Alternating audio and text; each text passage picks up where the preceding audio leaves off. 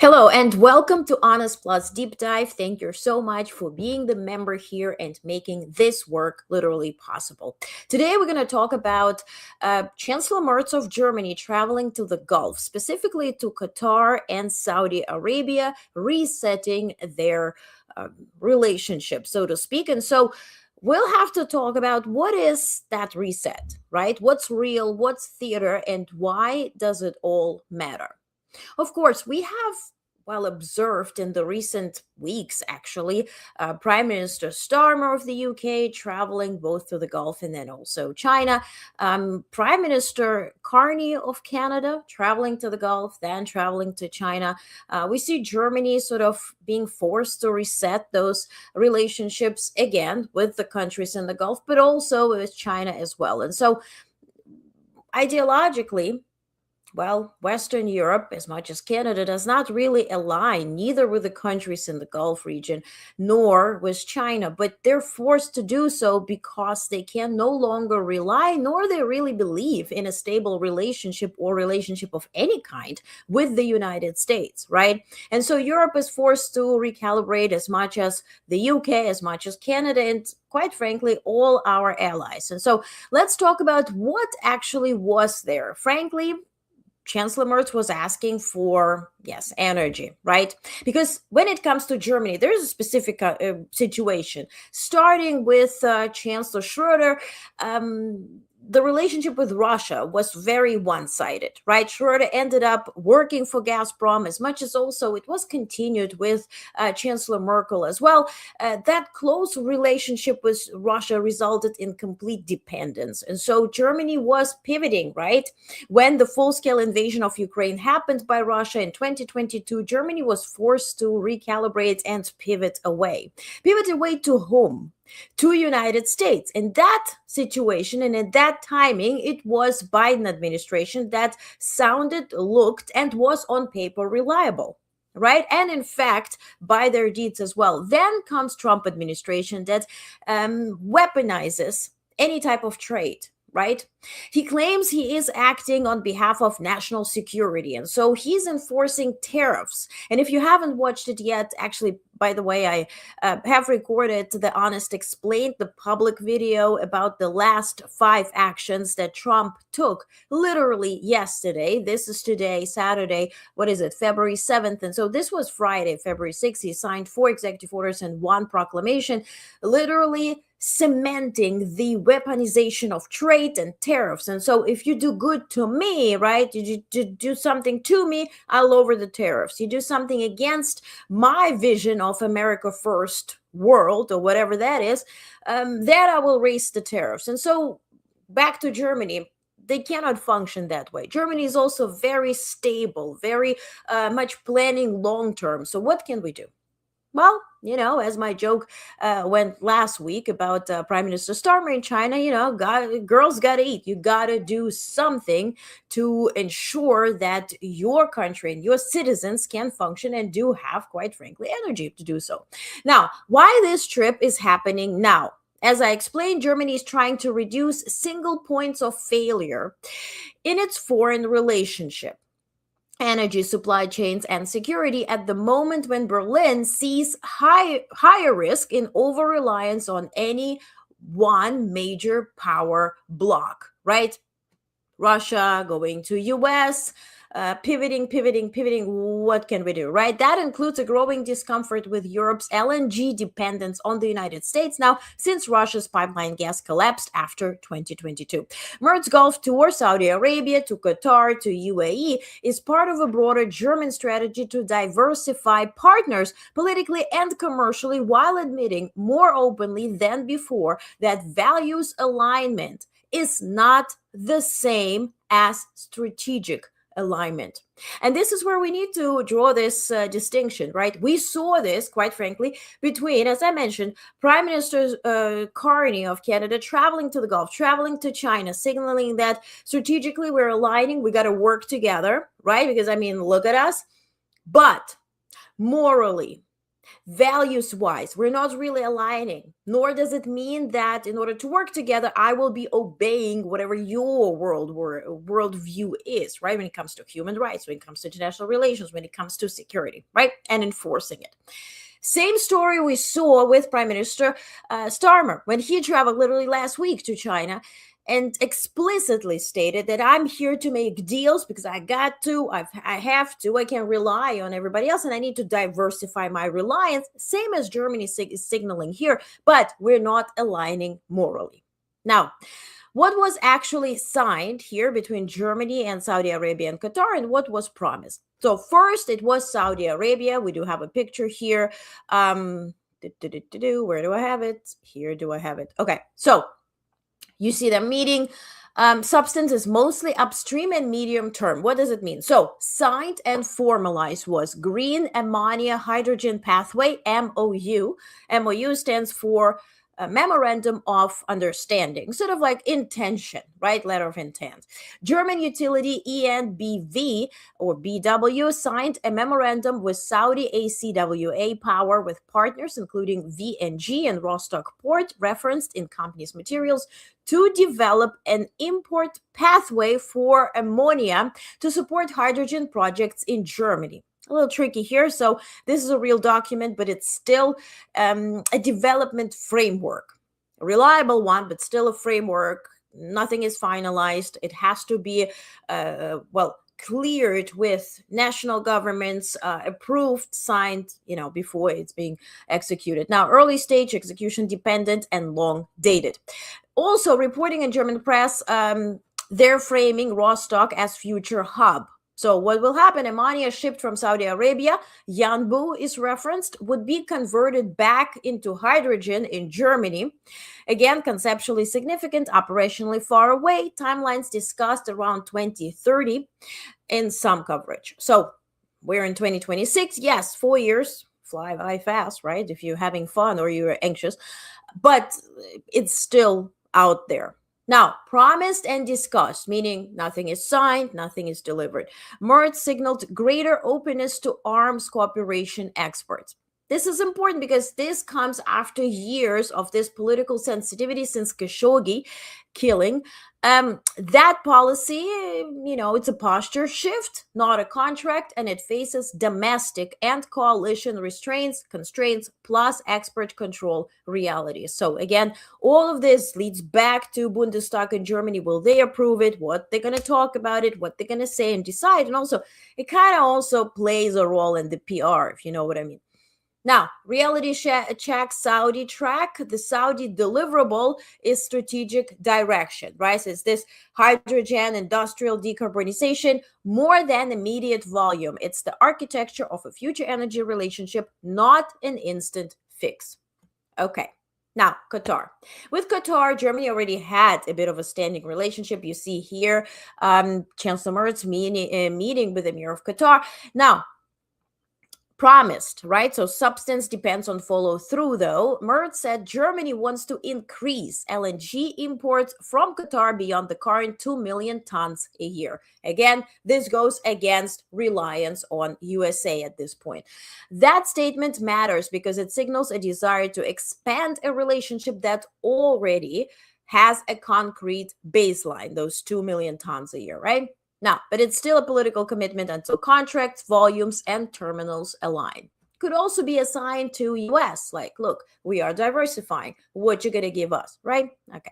He also pledged a less restrictive stance on arms exports to Gulf states and said Germany would work more intensively, whatever that means, on arms cooperation with reliable partners, signaling you got to become that reliable partner. Same story when we talked again last week. UK's Prime Minister Starmer talking with China. We can deepen our relationship if we become aligned. China sponsors Russia's invasion to Ukraine, right? Actively benefits from it. Now, Qatar is sort of negotiating between China, Russia and Ukraine, but mostly focuses on the return of Ukrainian kids stolen by Russian authorities. So more aligned, but not fully. Now, also, Merz pledged less restrictive stance on arms export.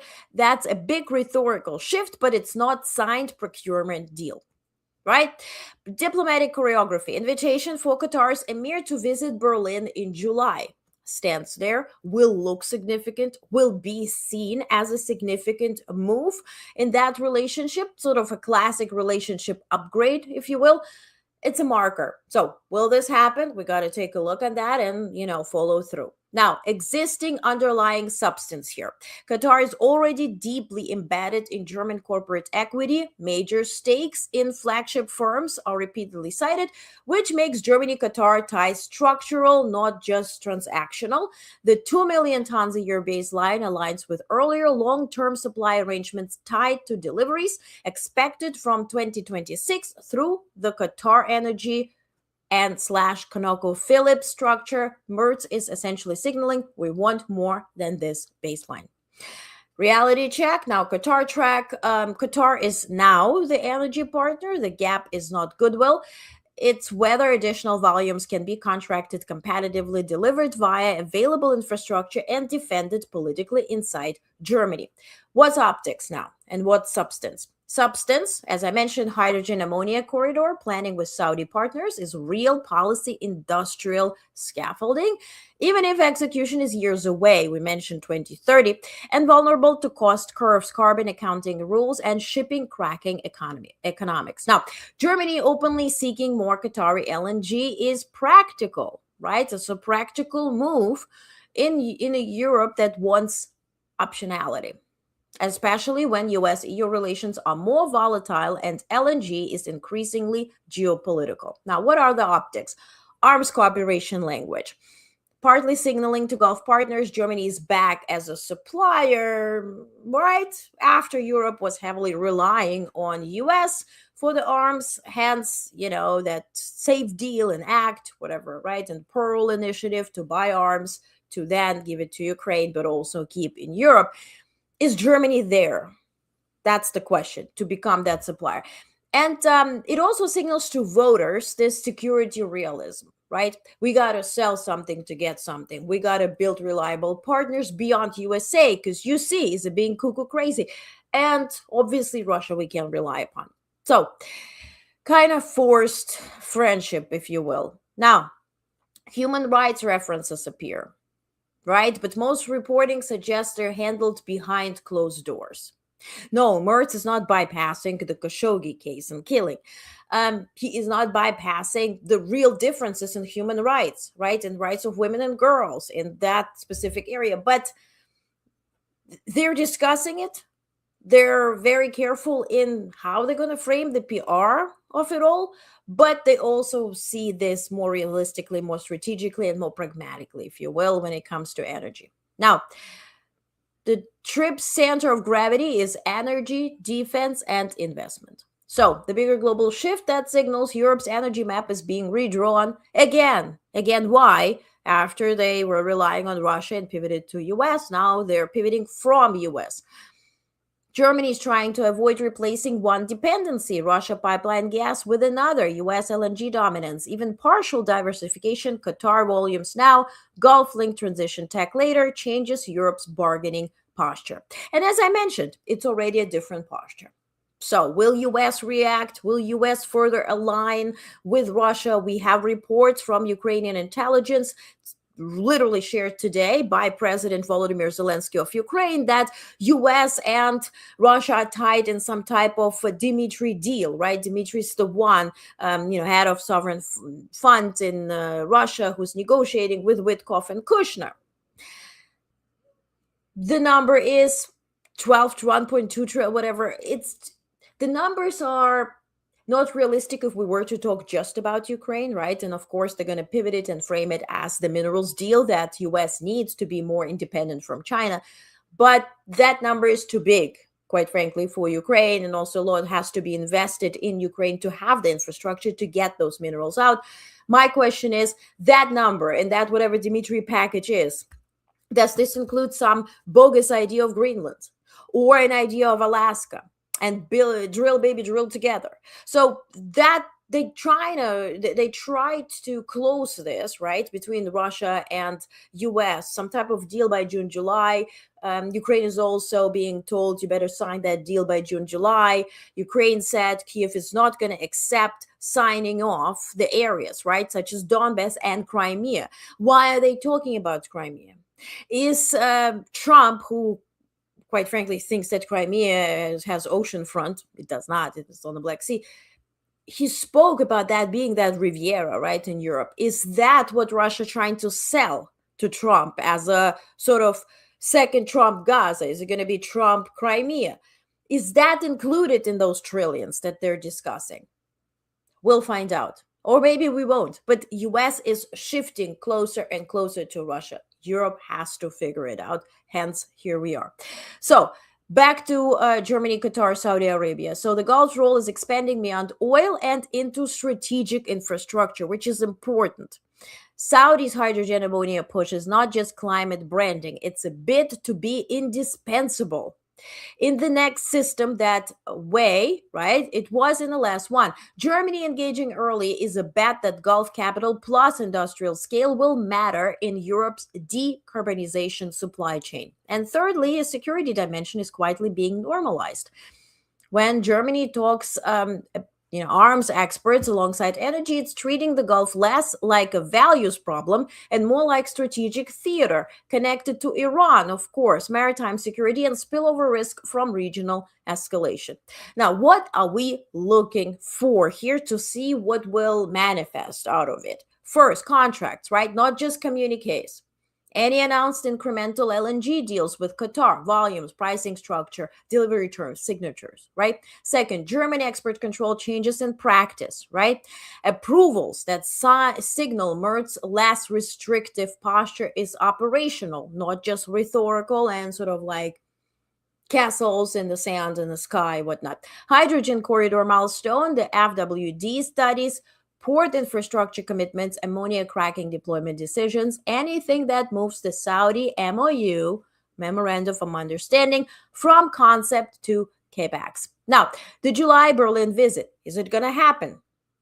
Is Qatari Emir going to travel to Berlin and with a state visit? So watch for a package then announcement if that happens, because they will have to deliver. They're not coming to shake hands, they're coming to announce deals, which has to be negotiated earlier.